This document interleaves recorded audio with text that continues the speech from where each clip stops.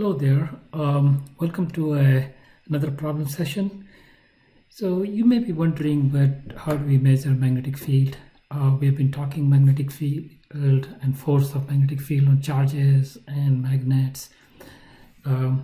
So actually we can set it up a plate, which is called Hall plate.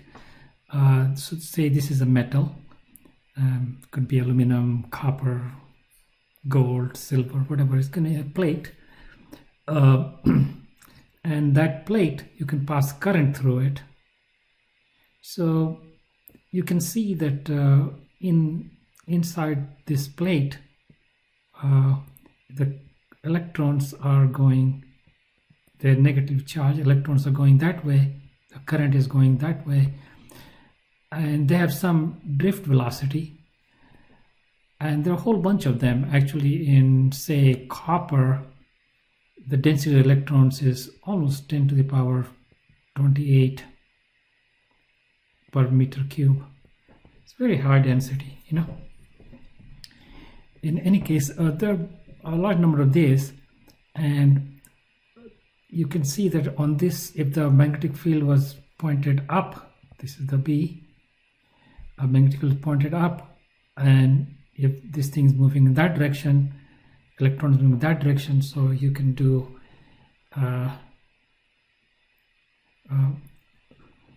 it's harder to do V cross B. So this is the VD and this is the B. I'll just do B cross V. So if this was positive, the force will be in that direction. I mean B cross V will be in that direction, the force will be in that direction, and this is the force on electron.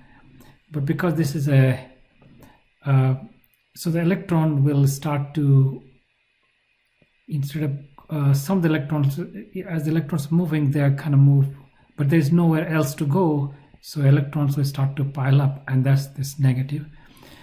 And on the other side, if the other edge of the plate, there will be shortage of electrons, so there'll be like literally positive.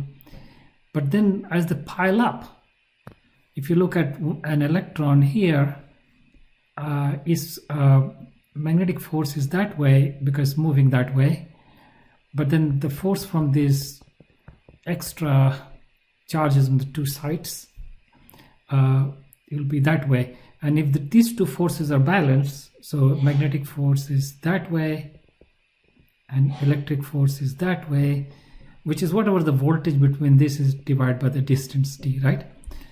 So if the electric force is that way on the electron, and so when they balance, I'll get a steady current moving, right? Current will be steadily moving, and this will be the potential difference between them. If you work out the math, you can go to this website. There's a much more math worked out.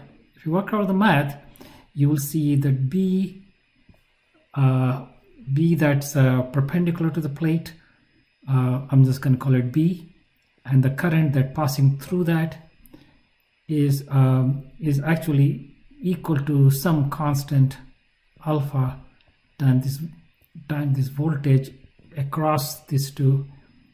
I usually write V perpendicular because it's perpendicular.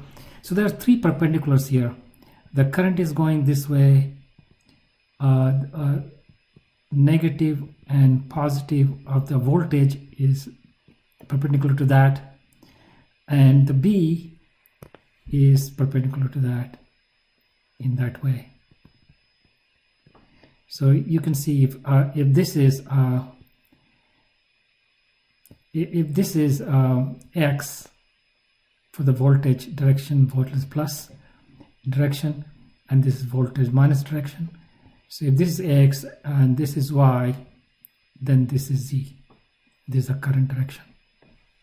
So you might remember this because sometimes instead of giving you this perpendicular thing that we have done in this problem, you might say, what if B is in that direction, which is angle theta to the perpendicular. So that would be this will be just in that case it just be b cosine theta. That's what it's going to get. So be aware that sometimes the problem is asked where this b is not perpendicular but b is at some angle, and they give you the angle, and then this b has to be the b that's perpendicular component. Okay, so if you want to memorize this, you should memorize like b sub z. That's what you're getting. Okay, with that, you can see if I know what alpha is. So for for a given magnetic field, you kind of standardize a Hall probe. So this is like doing the standard. So you can say I is 2 amp and B was 1 Tesla, should be equal to some constant times 1.2 microvolts. So 1.2 times 10 to the minus 6. So you get this alpha, right? And over here it's really simple to answer. So in this case we're saying 1.5 amp and times what B I need equals alpha times 2 times 10 to the power minus 6. So actually if I take a ratio, I don't need to really worry about this. If I take a ratio, so it's going to be 2 over 1.2, alpha will cancel out and I'll get a B over 1, and I'll get 1.5 over 2. So the B is 4 over that, and 1.5 times 1.2, and I'm going to get in Tesla because this is in Tesla. When I took the ratio, this was in Tesla, so I'm going to get in the same unit. Okay, so this turns out to be 2.2 Tesla. Okay, so that's how easy it is. There was no complication here, and we talked about what if there is a complication.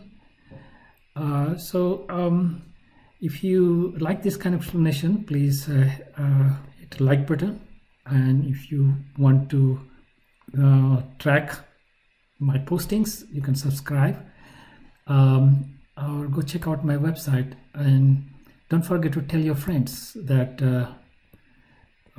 about my postings, and leave some notes if you want me to solve some harder problems or some other problems. Leave that also in the comments below. Thank you. Bye.